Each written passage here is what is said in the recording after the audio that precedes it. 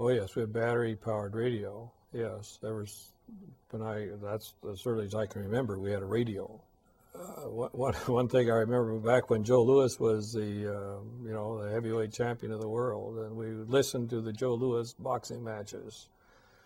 And one of the fights, he got right down to the end, and the battery went dead on the radio.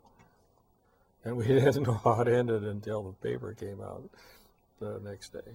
And how did it end? Oh, he won.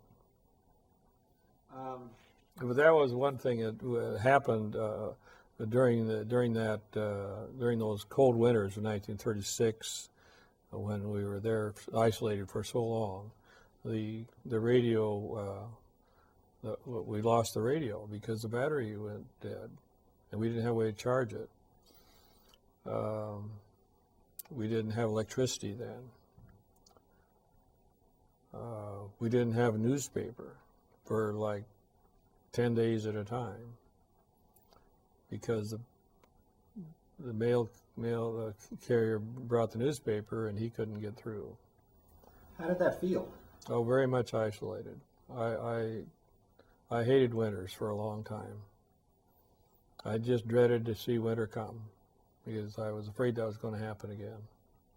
In those winter months when we were so isolated, we read about everything that was in the house, and we played games. We played dominoes and crokinole. You familiar with crokinole? Board game where you shoot caroms across, and we spent a lot of time with that game. But anyway, the electricity. Of course, you could